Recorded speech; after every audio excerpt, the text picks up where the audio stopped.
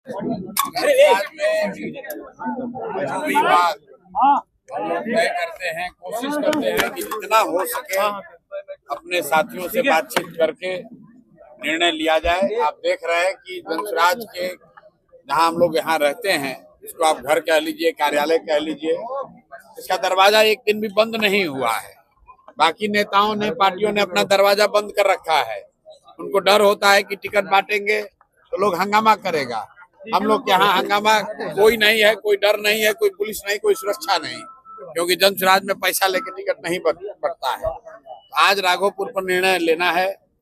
राघोपुर जा रहे हैं, वहां पर जितने साथियों ने, जितने कार्यकर्ताओं ने, जनसुराज के परिवार के सदस्यों ने राजद के वहां पर जो उनका आधिपत्य है उसके खिलाफ जनसुराज की बात को घर घर पहुंचाया है, उनके साथ जाकर बैठेंगे, कुछ लोगों से मुलाकात करेंगे, उनके साथ बैठकर उनकी जो भावना है उसको समझने का प्रयास करेंगे, ताकि कल जब केंद्रीय कमेटी की बैठक हो तो उसमें उनकी बात को शामिल किया जाए और कल उस पर जैसे बाकी सीट पर निर्णय होगा वैसे राघोपुर पर भी होगा। इसलिए आज मैं खुद से जा रहा हूँ राघोपुर, दिन भर रहूंगा और ये समझने का प्रयास करूंगा कि वहां पर क्या कुछ करना चाहिए, कौन सबसे बेहतर व्यक्ति है जो चुनाव लड़ने के लिए माकूल पार्टी जिसको समझती है उसका नाम कल के लिए रिकमेंड किया जाएगा।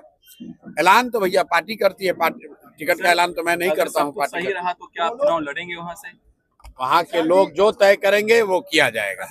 यादव 2 जगह चुनाव लड़ने की बात कह रहे हैं। मेरे भाई, अगर हमारे लड़ने की बात सुन के तेजस्वी यादव को राघोपुर छोड़ के भाग जाना है। मेरी आईडी में कुछ 2 जगह से तो उनको लड़ना ही पड़ेगा। हाल ही चर्चा चल रही है कि प्रशांत किशोर जनसुराज वहां लड़ने आ रहा है तो तेजस्वी यादव दूसरी सीट खोज रहे हैं। उनका भी हालत वही होगा जो राहुल गांधी का अमेठी में हुआ, छोड़कर गए वायनाड तो अमेठी से ही हार गए। इसलिए मेरे भाई आज जा रहे हैं, अभी चर्चा शुरू हो रही है, अभी तो चुनाव अब शुरू हो रहा है, घबराइए नहीं, आगे आगे देखिए क्या होता है। एनडीए में सीट से मेरे भाई सिर्फ फुटबॉल इसलिए हो रहा है कि कौन कितना सीट पाए, कितना जीत कर आए और कितना लूटपाट मचाए। ये लूट का सिर्फ फुटबॉल है, जनसुराज में सिर्फ फुटबॉल नहीं है। जो भी है, जो जिन साथी कार्यकर्ताओं ने काम किया है उनमें से ही कुछ लोगों को टिकट मिल रहा है, जिनको नहीं मिल रहा है उनको इस बात का दुख जरूर होगा कि उनको नहीं मिला, लेकिन इस बात का उनको जरूर एहसास है कि जिसने काम किया है उसी में से किसी को मिला है। कुछ आरोप लगा रहे हैं प्रशांत जी आप पर, टिकट इधर-उधर। बिल्कुल ठीक बात है, आरोप तो लगेगा ही भाई। कुल मिला जुलाकर 243 लोग ही चुनाव लड़ सकते हैं, लेकिन जनसुराज को बनाने के लिए तो हजारों लोगों ने खून पसीना बहाया है। लेकिन उन साथी कार्यकर्ताओं को ये विश्वास है कि जनसुराज में कुछ भी बिक नहीं सकता है। चयन में सही गलत हो सकता है, आप उससे सहमत असहमत हो सकते हैं, लेकिन अपना परिवार है। जो लोग अगर कुछ असहमत भी होंगे उनके साथ बैठकर बात हो जाएगी। आपका साइड इफेक्ट जोरदार है, वहाँ पवन जी ने वापस ले लिया, कहा कि लड़ेंगे नहीं चुनाव। कल ज्योति सिंह से आप मिले हैं 24 घंटा में। मेरे भाई,